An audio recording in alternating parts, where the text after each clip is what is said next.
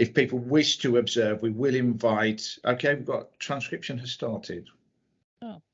Okay, I think we're now being recorded. I'm so into it. Right. Okay, welcome to Birmingham Schools Forum on Thursday the 23rd of June 2022. First of all, if I can welcome new members to the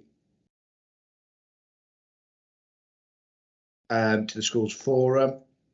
If I can just say your name, then if you can just introduce yourself, turn on the screen if you feel comfortable doing that, and then show which part you're representing. So, Rebecca, are you okay to go first? Yes. Good afternoon, everybody. My name is Rebecca Nash. I'm Executive Principal for Lim and Christie Catholic Multi-Academy Company, and so I'm representing faith schools in our authority. Thank you, Rebecca. Simon Bartlett.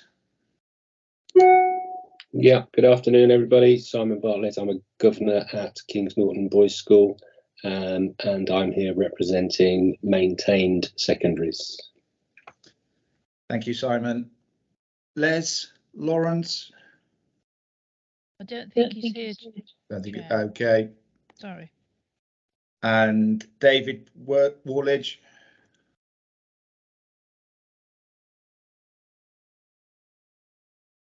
Hello, James. I'm David Warledge. I'm representing Mainstream Academies, and I'm from Washwood Heath Multi-Academy Trust. Welcome, David. Thank you. And Chris Townsend.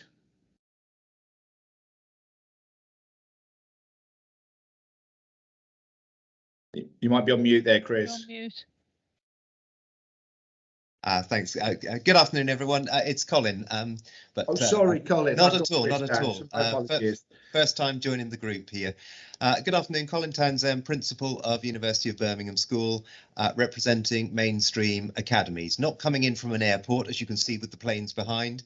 It's awards which the children won a few years ago, which are always a talking feature of my office. So pleased to be joining the group. Thanks for the invitation. Thank you, and thank you, Colin. And Sean Delaney. Good afternoon, everybody. Sean Delaney. I'm the Chair of Governors for the Birmingham Federation of Maintained Nursery Schools, and I'm the Maintained Nursery School Governor Rep. Thanks for having me. Okay, thank you and welcome, Sean. And finally, we've got Councillor Karen McCarthy. I'm not sure. No, I don't think she's present, No. Chair. Okay, thank you.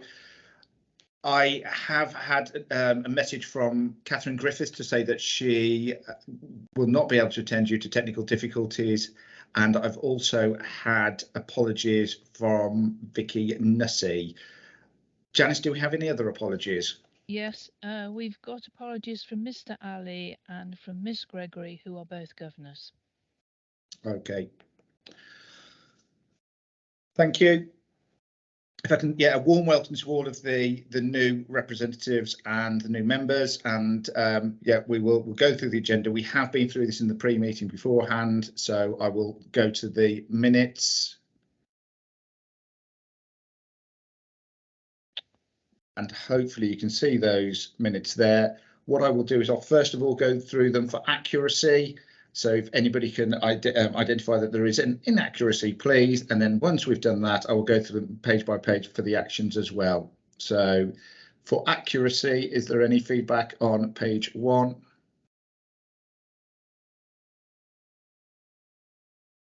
No. Page 2. Page 3. Page 4. Page 5.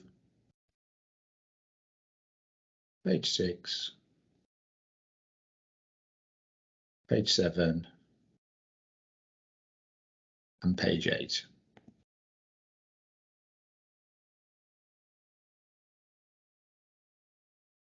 Okay, thank you. So if there are no nobody got anything to add, I think we can accept those minutes as an accurate record of the previous meeting. Thank you, Janice, as always. And then if I can go through the actions.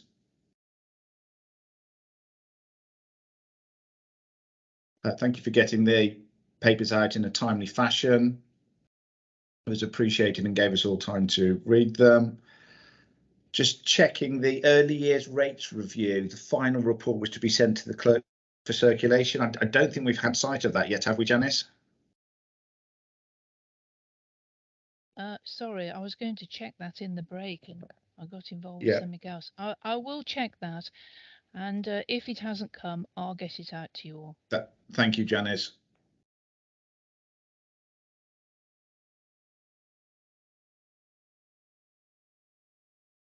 And we've got an action for Jazz Didiali, work on modelling to be presented at the next technical group meeting. We haven't had a technical group meeting, and I'm just checking, do we need to have is there a time limit to this, Jazz, before we start? Yeah, so we did do some modelling, and I think it is right that it should be presented to technical. We've got the, there isn't a time limit from our point. Because the decision's already made, James, in terms of that we are going to go with 8% surplus. So it's really when we've got that information available. I would say certainly not before September, but that's not going to happen anyway.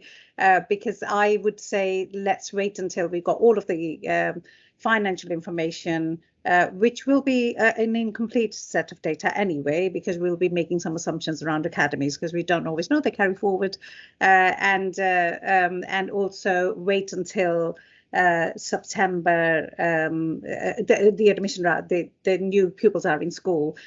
So if I was to put a timeline on it, I would say do it after October census. Okay, and so I think if we're okay, if we can add it onto one of the technical meetings that we have in that autumn term, that would work. Okay, thank you. Is everybody else in agreement with that? But yeah, actually, if you disagree with that, please let me know. It would be easier. Thank you. Okay.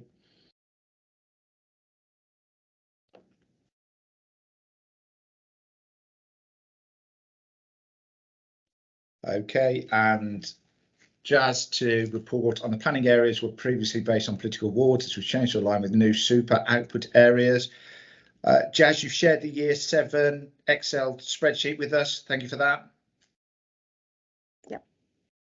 I think Mike, you raised that. Is that okay? Does that answer the query? It does. Thank you very much. Jazz, do we have that for reception as well? Oh, we can do. So if that's something that you would like to see, yes, we can get that. Yeah, that would be great. Thank you. I think it may just help us sort of looking at what that primary, moving from primary to secondary, help everybody and understanding what the needs are. Thank you. Okay. Further actions. Pam, would you like to come in here? Okay, so a couple of things, all under 6 really. There was a requested action against about the rationale to the statement the proposed increases were not nearly enough, linked to there was a sentence that was said that there was a need to speak to school governors on what was and what was meant by inclusion, and I think that's probably linked to in 6.12 when there was a request for a breakdown on unallocated high needs budget. I haven't seen any of those, any response to any of those things at the moment. Is that something that we are going to see? Okay. Thank you, Pam. Lisa, are you able to answer that? Can I suggest that Dan Dawson responds, James? Hi, James. Okay. Yeah. So I'm just trying to put my camera on. I've got some comments from Pauline regarding some of these actions. Yep. So in regards to the first one, what Pauline said is that she recognised that the LA recognised that more special school places were needed, and would be bidding for new schools under the Chancellor's budget announcement, along with looking at opportunities to expand our existing special schools, and then also the resources going into mainstream for top up were insufficient, and the LA recognised the need for these amounts to be increased. Okay, thank you. Dan, I don't know if you can answer the question. If we're looking at the specific action of which Pam has raised, the proposed increases were not nearly enough, has that statement been adjusted, do we know? Not really. I think what it was is that, if I recall, I think this is to do with the amount of money we put into the budget for increased places. It was based on what we thought could be action within the short period we had. Obviously, we to get extra places takes time. So I think this is about, we know that the amount of money put into the budget isn't, ideally we need X amount of places, and the amount that put in wasn't enough. But we knew, obviously, to do that it's just not feasible. It's just not feasible to do it in the short period we've got. Yeah, I think the query at the time was, do we have a number here? What would be enough? And what is the gap? What is the shortfall? So we can understand where we are with this, and what this can help inform any decisions that we need to make at a school forum level. So rather than, can we be more specific than not nearly enough? I probably don't have that information on me, James, to be honest. I think, like Pauline said in 6.6, there are, the number of children out of school and the children what we refer to as the Cat 2, like not the type of provision. The difficulty is about, are they all special school children? Could we use resource bases for some of them? So there's work ongoing for that, really. Okay. And regarding the talking to school governors on what was meant by inclusion. Sorry, I haven't got anything in regards to that. So, no. Okay, Pam, do you want to come back in there? Yes, if I may. Sorry, I think yes, it was wider. There was an implication here that obviously, if more children, are to be included in not in a special school place, what resources or whatever might be available, and an implication that governors need to have a greater understanding, about what is meant by inclusion. And then a related question, really, which was that there's some monies that's unallocated for the high needs budget. So can we have a breakdown of how that budget is going to be spent, and would there be more money available for children not in a special needs placement, but in order to be included in a mainstream school? Does that make sense? Sorry. Yeah, no, that's perfect sense. I think I haven't got that information on me, but I think that's something we could provide. Yes. Thank you. Okay. Would that be at the next schools forum meeting? Yeah. Okay. So on the next action, what I have got, and we can share. I can send to the clerk is a 2-year allocation by type. I think that was requested as well. Yeah. I don't think that shows about that other fund that isn't allocated, but it does show how the 21-22 budget compares to the 22-23 budget. So that has been done, and that can be shared. Okay, thank you. Denise, do you want to come in there? Yeah, it's probably just building on that point, Dan. Thank you for that. I was just going to say, I noted from the Education Skills Funding Agency that they've announced an additional 31 million for the high needs funding in Birmingham on top of what we had previously. So yeah, that breakdown of how that spend is going to, what that's going to look like for Birmingham would be great. So thank you. Yeah, I'll send that out as soon, straight after this meeting.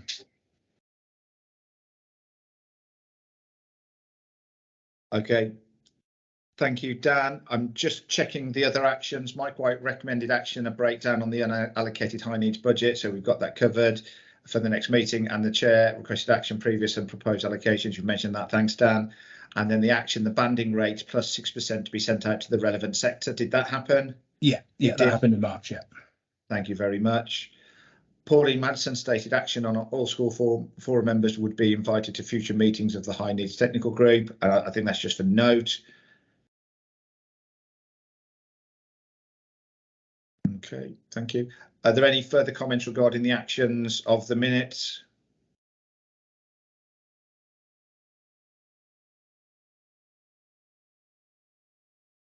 No. Okay. In that case, thank you. We'll move on to the next part of the agenda, and thanks, Dan, for supporting with that. If I can hand over to Lisa for the local authority update. Good afternoon, colleagues. Really brief updates from me on financial matters, and I'm grateful to Lana Forrester from Schools Financial Services for providing these. So firstly, real apologies from us in terms of the difficulties that schools are experiencing with Oracle.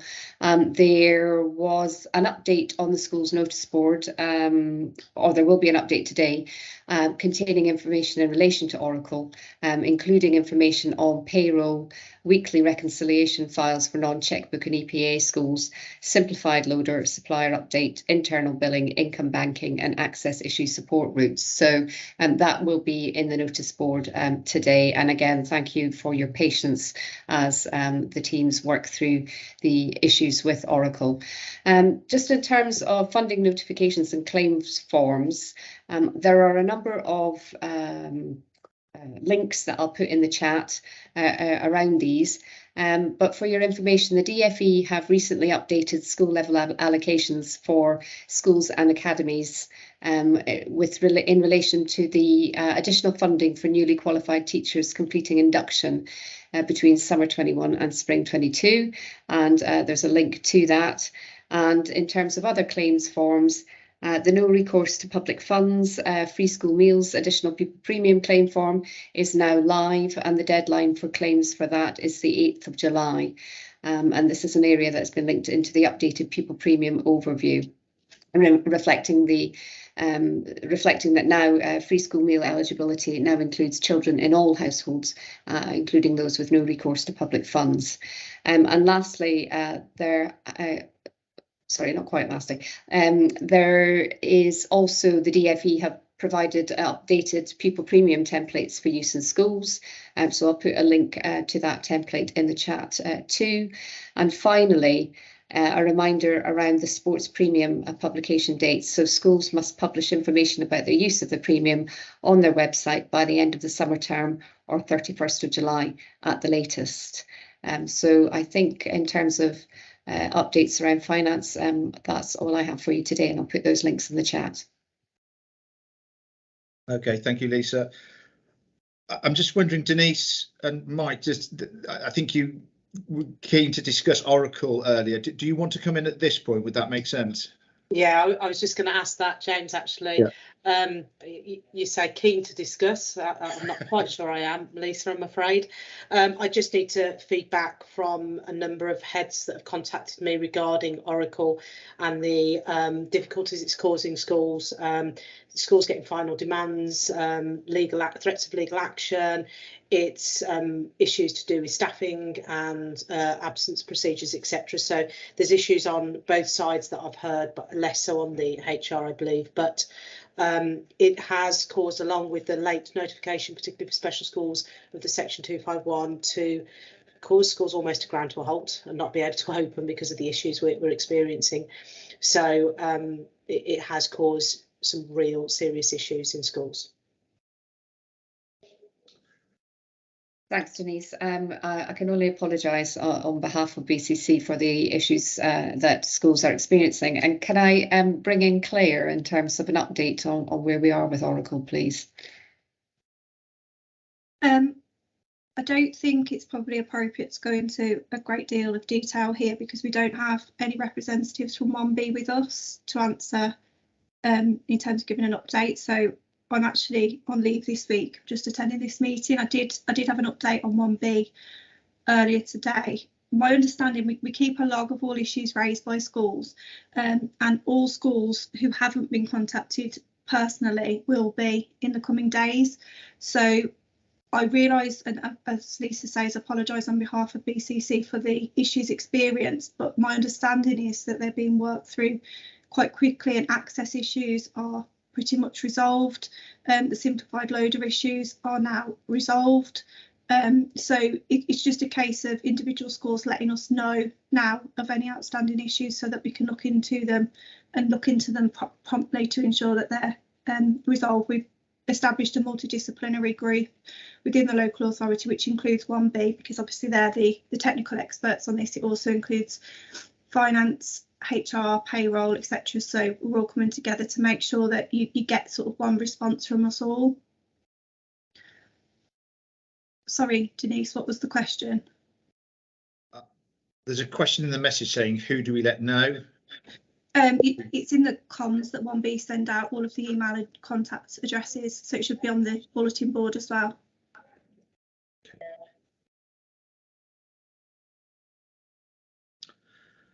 Thank you. Okay, if there's nothing else from Lisa's local authority update, Mike? Yeah, it was just to add on to the back of what Denise has just said, not to repeat the same point, but I might have my understanding of this wrong, Lisa, so correct me if I am wrong, is that there are several parts to how Oracle is being rolled out, and there are several people overseeing certain parts of it. For us and the colleagues that I'm representing here, our issues sit seemingly more with payroll and finance. And after a helpful conversation with someone from HR yesterday, it was recommended that perhaps a conversation with a colleague called Sarah Pitt, I can't remember her exact title, and whether or not that is outside of Schools Forum or whether it's that person or whoever's relevant at that level to do with payroll and finance, particularly payroll, I have to say, has been really challenging for a number of schools with this rollout. Whether or not getting the right person at the table might be a good idea for a future meeting or a separate meeting, so the feedback around the payroll and finance issues can be fed back directly. Thanks, Mike. I think Claire was going to respond on this one. Yeah, so Sarah Pitt is the Director of Finance of Birmingham City Council, so can answer from that perspective, but again is not going to be able to answer from a technical 1B perspective. So I don't, if we do want to invite to a future meeting, it's worth having someone from the technical side there too, so that they can answer any specific queries that you have, rather than us having to sort of pass. Okay, that sounds like the ideal combo, I think. Yeah. Okay, thank you. Claire, Mike, are you okay arranging that outside of the Schools Forum? Would that resolve this matter? Well, it won't resolve the Oracle matter. I think we all know that at the moment that it's not where it needs to be. Would that help? Yeah, that's fine. Yeah. Rather Okay. Shall we do it in a technical group sort of forum rather than a Schools Forum itself? Okay, so yeah, if we do it in a technical group, but I think, Claire, it may be that we do the technical group sooner rather than later. Yeah, that's fine. Certainly before the end of by the end of this half, the end of this half term, the end of the summer term, rather than letting it roll over into September, because I think it is something that needs to be. I know it's not really a Schools Forum matter, but it is. I think it's something that is having a demonstrative impact on what we're doing in schools, and therefore is being raised at this meeting now. Okay. Yes. Janice, I will liaise with you and Sarah's PA to get a date in the diary. Thank you. Thank you, Claire. Thank you, Mike. Thank you, Denise. Okay, growth funding and falling roles. Jazz, am I handing over to you? You are indeed. Thank you very much. I think we've already covered the 5%, 8%. So really, what we were doing today was to present the report to close off the 21-22 expenditure. This is something that we usually do with Schools Forum, to say, well, this is how the money was spent last year and this is what the final accounts are. So if it's okay, James, may I share the spreadsheet that was attached? Yep. So I can talk to it. Go over to you. Great. Now the next challenge, find it. I've got it. I'm going to go through it a little bit back to front. So let me go through the last tab first. The overview. I think we shared this last time that we came in within budget. So we had tiny little amount to spare. So we worked within the budget that was available. That was set by the Schools Forum in 21-22. So we've already presented on that. The OQ rate, again, as agreed by the Schools Forum, for Key Stage 4 it was 4,900, Key Stage 3 4,400, and Primary 3,200. In the spreadsheet, you've also got the eligibility criteria. It shouldn't look any different than the Schools Forum papers that were agreed for 21-22 allocation. So all we've done is pulled up that criteria and put it into this spreadsheet, so you've got all that in one place. Now, what does that mean then? So, this is a list of schools who then benefited from either falling roll or growth fund, and the column I tells you why, whether that was a growth and whether that was a business case, etc. So it tells you why the school received the funding, and then column K tells you what criteria they meet. So there's details of all the schools, and the time period is covering that the growth funding or the falling roll funding covered, how their need was known to us and what criteria we applied. I can't really say any more than that, other than opening it to members to say if you've had a chance to look at it, if you've got any queries now, or whether members, forum members still want to look, and if there are any particular queries, happy to deal with those in retrospectively as well. Thank you, Jazz, and thank you for sharing that. Steve? Thanks, Jazz. A specific query, I suppose. The schools that in column I think it is, that have received growth funding through a business case. Yes. Obviously, I think we get the business case for the falling pupil roles funding, but why doesn't that come under like permanent or bulge? What would be the difference between a business case? I suppose I'm thinking of 4 dwellings, I think Fortis, and there's a couple of others as well. So yes, we do accept business cases from schools where they've experienced growth from the point that they've been funding into up to October census. So if they can demonstrate that the growth was there, and they submitted pupils in a planned way, in that that we've known about that they're going to go over, so they can submit a business case, and the business case is evaluated in the way that it hasn't had a detrimental impact, and the schools have worked within their duty to coordinate places with us, but it's not a bulge, and it's not really that we didn't know about it in advance, so that we couldn't plan it in when the growth funding was set. That's going to be less and less now anyway. There was quite a lot of business cases around growth funding when primary was growing, and we are much more, because the secondary, although there's growth coming through in secondary, it's in much more planned way, whether that's a bulge, temporary, or a permanent expansion. So we're expecting to see far fewer cases, business cases around growth fund. They are allowed to do that. Thank you. Thanks, Steve. Are there any questions for Jazz? Jazz, could you just remind me what happened with the requires improvement, the request of the DfE to move to accept requires improvement schools to access the falling pupil fund or growth fund? Yeah, it's a good point, actually. To remind the forum exactly where we are on that journey. So just to remind members, you agreed for us to make an application to the department to the DFE to disapply that criteria.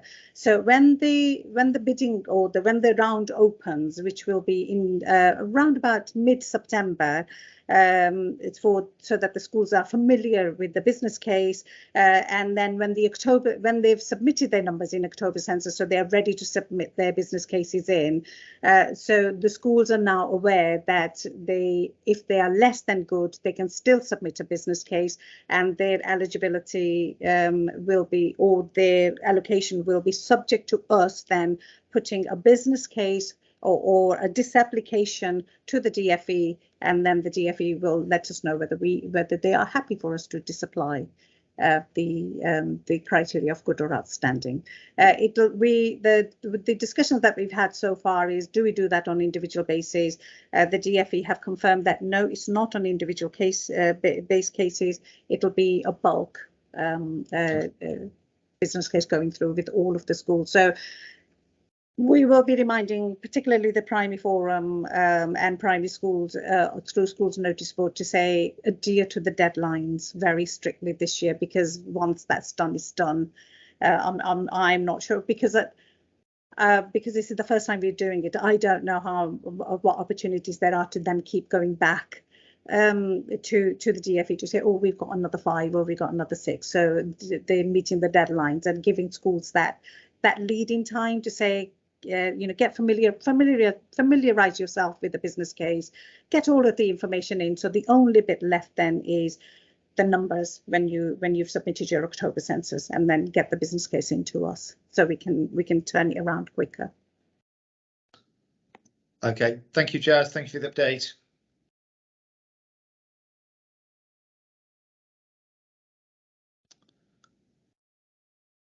Okay, and then we've looked at the modelling of the using of 8% surplus and the growth fund change. And does that mean, Shao, that it's over to you for the outturn report?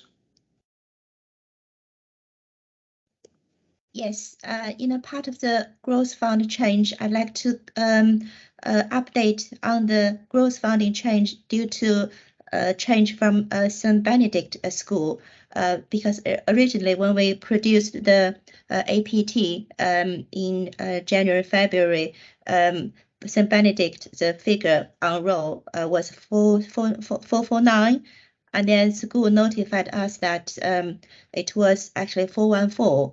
So we went back to our EDI colleagues just to double check, and they confirmed that it was 414 instead of 449. So for that reason, we had to change St. Benedict's budget share. So that budget was reduced by 170k for that school, and then the remaining, the extra balance was added to growth funding. So growth funding was added by 131k.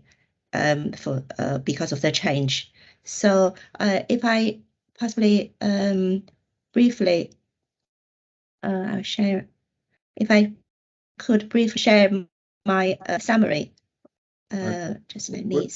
We don't. There's nothing there that we need to agree with that, because that is. I think I asked the FE for their advice, and they said this change, even though it's a minor, they said we need a school forum to approve that change. So the only action is, if I just share very briefly the figure here, it's just like one page. The difference. So previously it was 449 pupil reported in the APT, and then it changed to 414. So that is the difference, 171k, and we just need forum to formally approve this one, and then we can report to the FE.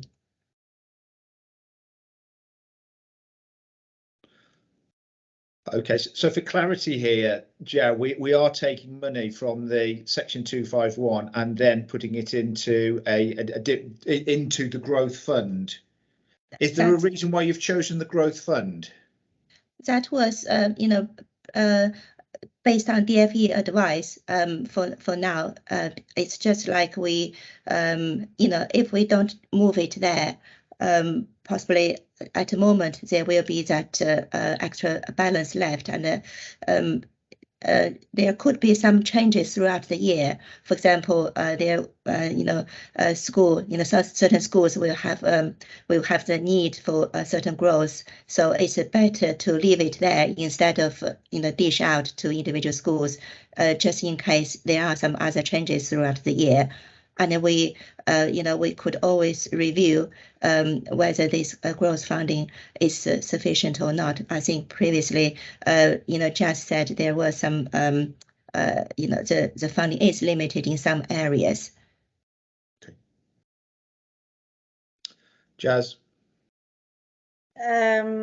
Yes, Chair. I mean, you're not going to hear me arguing about that, are you? Because we we know. If you were asking for justification of it, it would be that we are seeing growth. We're actually seeing growth in primary and secondary, because I know that we've got to come back to the schools forum with our data set in terms of what do place planning look like, what does place planning look like from September onwards, and so far we've been reporting that there's been a decrease and the net migration has stopped.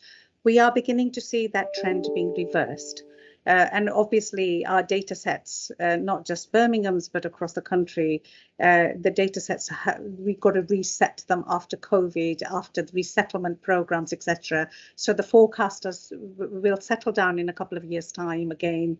Because we'll start to have a consistent data set. But so far, we've done analyses of 2 years in a row, and the analysis showed that there is growth coming through. So having that additional fund will certainly enable us to target that support to schools that are experiencing either additional falling or, in this instance, growth.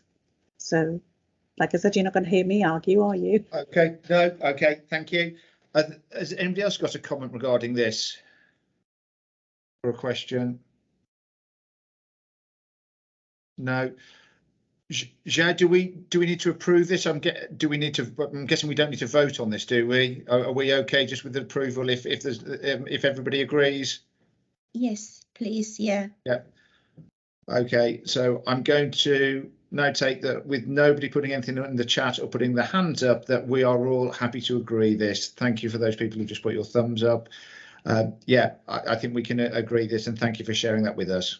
Okay. Thank you.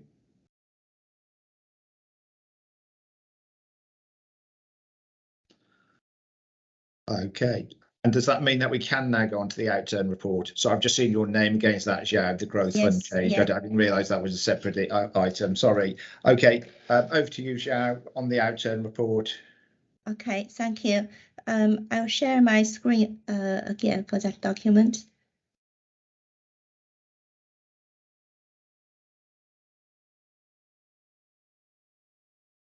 So this paper was circulated to the members before the meeting.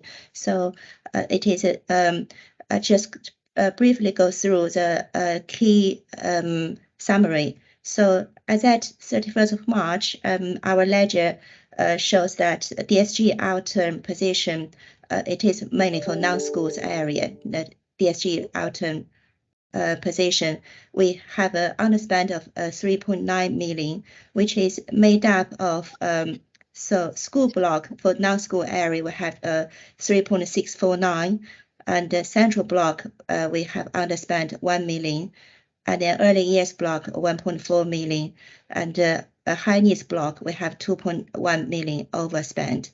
So for school block non-school area, it's the underspend of 3.6 million is mainly made up of the 3 areas. One is the unspent of 0.9 million on de-delegated closing school contingency fund. So this year in schools block, there wasn't any deficit needs to be funded by the council. So there is an underspend there. And then total underspend for in growth funding, there is 2.7 million there. It's mainly actually there was an issue to do with the initial APT setup for the budget. And then there is 0.1 million overspend on other items, including tree maintenance and some other adjustment. So tree maintenance, we never had a budget for those schools. I think it was because historically it was hard to identify which school the tree need maintenance, and because towards the end of the year there could be some emergency repairment needed. So there was never a single school needs to be possibly have that budget to be set aside for the tree maintenance. So now it's showing as an overspend on the school block. And then central service block, we have underspent 1 million. It's mainly due to school admission. We have some underspent due to a delay in the recruitment, and then there's a delay in the IT development costs. But that development should be happening in the new financial year, 22-23. So that money will be used. And then there's a unallocated 0.4 million budget, which will be allocated for 22-23, and we will have some review as well for the CSB budget. There's a minor underspend about 0.2 million against historical commitments such as equal pay and nursery redundancy costs, and so that made up of the overall underspent 1 million in central service block, central school services block. For high needs area, we have 2.1 million overspend, and that is 1% of the gross high needs block allocation. That is after setting aside 5 million as agreed in the deficit repayment plan and 0.5 million for the developing local provision. So the overspends actually mainly relate to significant increases for demand-led services. And so these are the key areas: 7.2 million overspent on demand-led services, including top-ups, 6-day provision, independent provision, further education, and other local authority school places. And then 1.7 million underspent on transformation projects, and then 1.6 million underspent against contingency budget, 1.1 million underspent due to special education needs assessment and review. Team costs budgeted but not eligible to be funded from high needs budget. So this has been corrected in 22-23 budget setting. We have early years block 1.4 million underspend. That is mainly related to, actually there's a 1 million. It really relates to under recovery from DFE related to 2021. And the final position for 21-22 DSG early years block hasn't really been confirmed yet. Normally it will be confirmed in July. So the underspend for early years block relates to that under recruitment from DFE that we originally estimated it would be about 3.5 million, but in the end we only paid back 2.7 million. So we had 0.8 million underspend from that. And there is other minor in-year underspend in early years, total 0.5 million. So that is the overall position for our DSG non-school area. Just for forum to note. Okay, thank you, Sharon. Denise? Yeah, I just wanted to pick up on the DLP funding and ask the question around accountability for that money and how and when we'll understand the impact of that funding. DLP money, I think, I'm not sure whether Dan Dawson on behalf of High Needs has any information. I think normally it is Julie Beattie, who's not here today, she monitors that area. She's a finance manager for high needs area. So I don't know whether Dan, are you still on the call to be able? I think Dan, Joe, I think Dan dropped. He sent a message to say that he had to drop out, but he would be available later. Okay. I think this has been raised before, Denise, hasn't it? And I'm wondering, is it worth putting down as an action for when they have the SEND update in September, that we include a sort of impact of the DLP? Would that feel reasonable? I think that would be good. Thank you. Okay, Janice, if we can note that as an action, if that's okay, and if we can if we can ask Dan if he can support with that, that would be appreciated. Thank you. Okay, thank you. Are there any other comments? Joe, what happens with the underspend? The underspend is part of the DSG reserve. So whenever, depends on each block, it will be rolled over to the new financial year. And then when we review, part of the service review for each block, it will be part of the funding available. So. Okay, and does that represent a cumulative carry forward, so that takes into account any previous money that's brought forward? At the moment, this one is only in year underspend, but we will, possibly part of the September or October one. Actually, the next meeting is in October, so we can bring in the cumulative. Yeah, and is there an indication there that either of those under or overspends are increasing? Probably more to do with the high needs block, isn't it? Yes. Is the high needs block spending getting greater? So based on this one, because it is, yes. So it was in surplus last financial year. So we've obviously got a slight deficit this year. As it's not cumulative, the surplus from last year can offset this year's deficit, but it is one to keep a watching eye on, because obviously it indicates that spend is increasing on the high needs block. Okay. Thank you, Claire. Thank you, Xiao. Okay, if there's no further comments or questions, Xiao, I think it remains with you. If you could pick up the DFE NFF consultation. Okay. Yeah. So this consultation is actually on the website. So this is the link. I think everybody may, should have already seen this one. It is on the government website.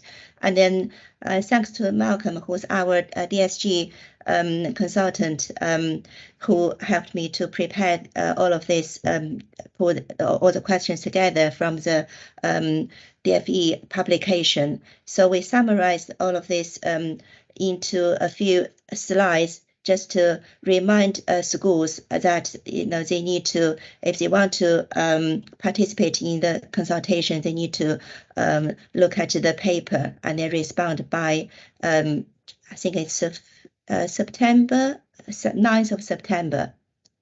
So these are the key areas that schools need to look at. So one is transfer to high needs. So if you, part of the consultation will be whether schools agree that local authorities' applications to DFE for transfer some money from mainstream school budget to the high needs budget, and should identify their preferred form of adjustment to IFF allocations. At the moment, Birmingham, we are not doing anything transfer from mainstream budgets to high needs, and but the consultation proposed a few options. One is based on percentage reduction in all mainstream school NFF allocation. Another is a percentage reduction in the per pupil basic entitlement NFF funding, rather than SEN factors. And another option would be a percentage reduction in the NFF funding that schools attract through additional needs factors. So that is one area. And then notional SAM, currently we use a mix of 5% per pupil funding and 50% of deprivation funding and 100% of low prior attainment. And the DFE view is low attainment is in previous phase of pupils. So they proposed a different methodology, and then asked whether local authorities or schools agree that direct LFF should include the indicative SAND budget set nationally rather than locally. And the next one is about growth and falling roles. So currently the allocation is based on the need growth determined by EDI, and then ESFA they propose some different methodology. So one is, there is something with local flexibility, and then national standardized system. The third option would be extend popular growth funding to successful and growing LA schools as well. So this is another part of growth with local flexibility, and then a national system for related to growth, part of the DFE's proposal.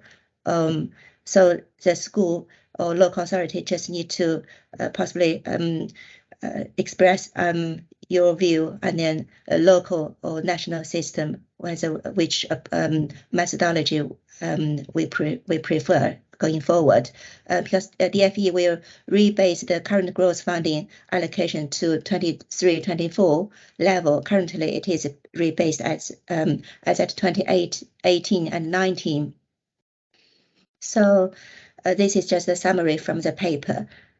And the next one is premises proposals relate to some factors. For example, we have some schools we have they have split site factors, and then some complexity of the PFE contract require working with the sector to develop a more appropriate approach in direct LFF to be consulted at a later date. And then there is a proposal for split site factor regarding basic eligibility lump sum and a distance supplement to pay additional lump sum. So there is an exceptional factor to be considered as well. So a variety of BSF costs and a super sparsity amalgamating schools will be absorbed into the NFF funding factors. And then there are some examples of categories that the DFE proposed. So the next one is the annual funding cycle. LA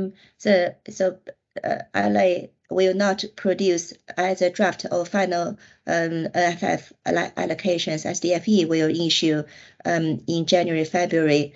And the DFE suggests either using notional budgets based on previous year NOR or calculated tool for schools to use to forecast budgets with the new October NOR.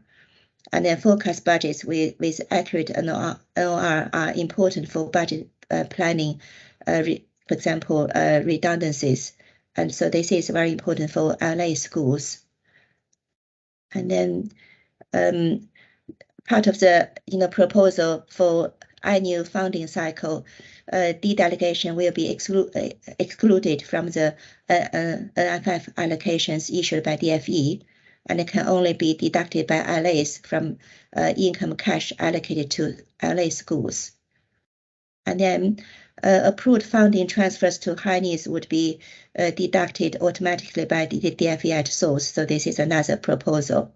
And the DFE will collect de-delegation details from LAs for in-year academy conversions.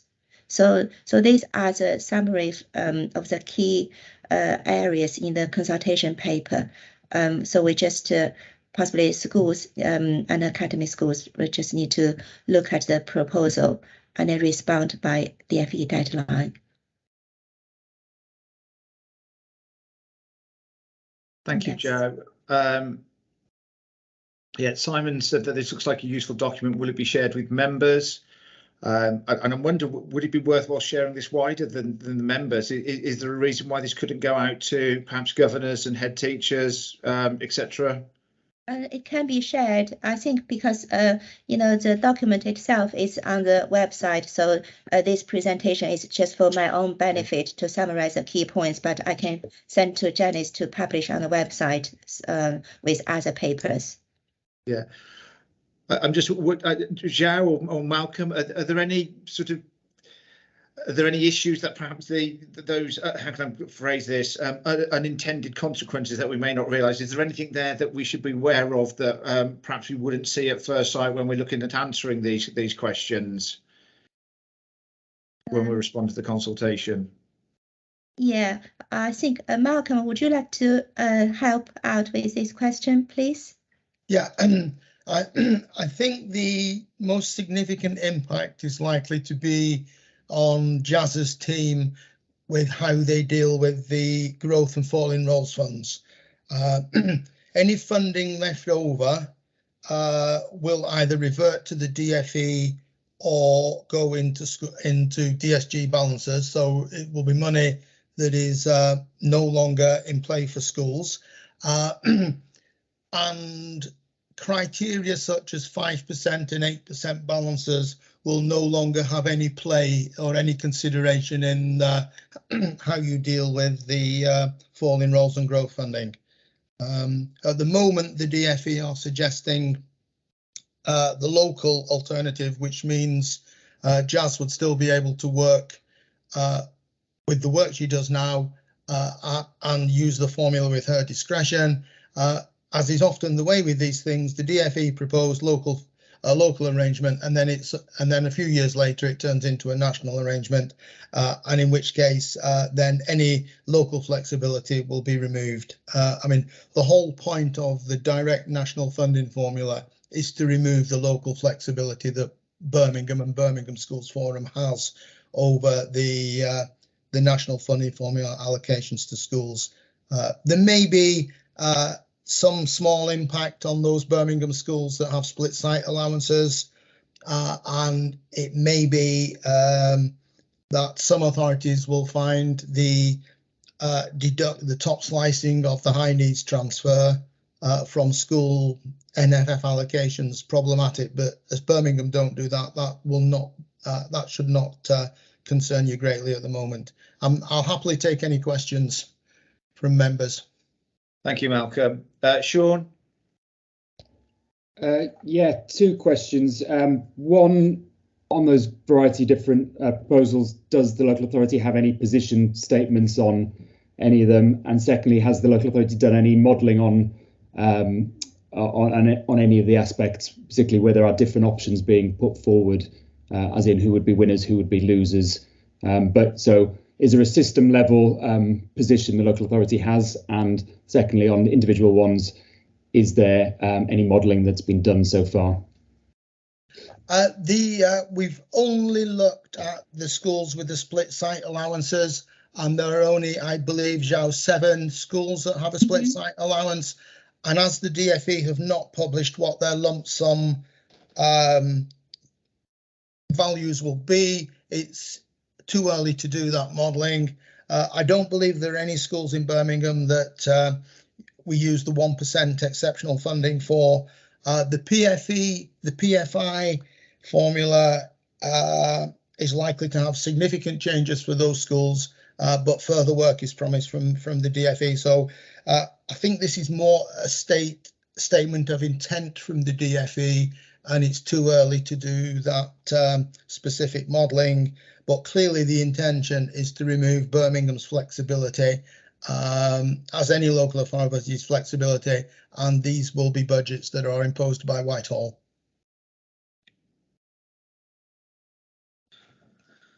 Thank you, Malcolm. Sean, you've got your hand up, is that? Thank you. Malcolm, just for those who haven't been with us for this journey from the start, just to say that we did adopt the national funding formula quite some time ago. We moved to that in Birmingham. So are you suggesting here that it is probably going to mean that there is limited impact on Birmingham schools? I think so. This is just another step in that transition, James, from 150 local authority formulas to one national formula. There will be limited impact in Birmingham, but we probably ought to look, when we get some details, look at those schools with split sites. Okay. Thank you, Malcolm. So if there are no further questions regarding the national funding formula, Zhao, shall we move on to the forward plan, please? Yeah. Okay. So this is a forward plan we produced, and hopefully, we still welcome. We are welcome. We welcome any comments on this one. So the plan is for 22-23 we scheduled in five meetings, even though I think the best practice or requirement say minimum of 4 meetings. So for now we got 5 meetings in the calendar in October, December, January, March, and June. So that should coincide just to in line. They will be in line with the key documents to be published or just after DFE publication. So October 20th, we propose the meeting will cover these key elements. We need to elect a chair and a vice chair, and review the academy representation on the forum. Even though we got terms of reference review, I think we had advised that normally it is the school forum constitution to be approved by the legal department or our legal department each year. So I will liaise with the clerk and to make sure that we have the document approved by legal department, and then that the normal standing item ILA update and then send update because of the issues in send area. And then we will propose some 23-24 budget based on we possibly anticipate the maybe provisional DFE publication will be in July, APT draft version, so we can do some modeling based on that one. And then we will possibly need to review delegation and education management charges. And there will be modeling on CSSB budget as well to meet the 20% reduction historic funding and its proposals to meet that reduction. And we will go through the work program 22-23 for that one in part of that meeting. So December meeting will, apart from the normal standard items, we'll go through. There will be a falling pupil and growth funding proposal for 23-24, and then CSSB budget proposal for the new financial year, and then the delegation education management charges. Then January meeting will add the DSG grant settlement, and then for the forum to approve the school budget for the new financial year 23-24 based on previous modeling and proposal. And then to agree for the forum to agree commissioned numbers for special schools, and then resource base, and also agree the early years funding formula and central costs for 23-24. Finalize CSSB budget part of the January meeting. So March meeting, we will focus on high needs budget proposal for 23-24. And then the June meeting will focus on outer and other, if there are any other consultation paper, it will be included there. So, so this is the draft version, and if any members or officers, once you had a look, if you want to make amendment or comments, please let us know. Thank you. Thank you, Jo. Pam?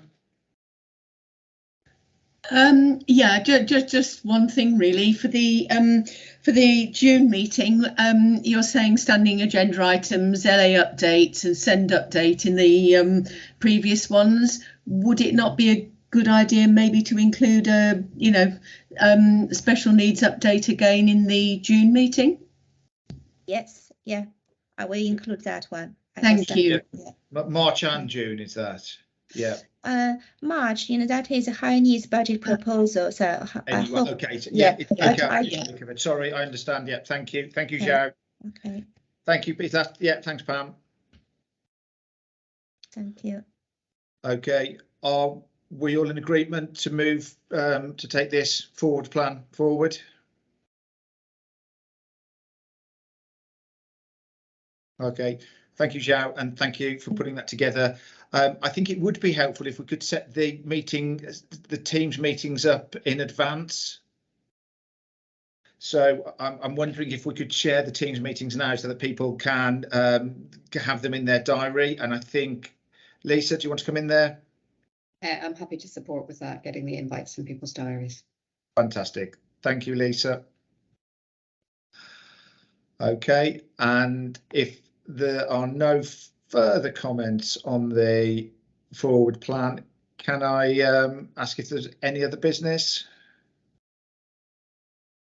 If it's okay, I'll just pick up on something that was mentioned beforehand. Simon, I think you can say, yeah, Simon, do you want to come in there?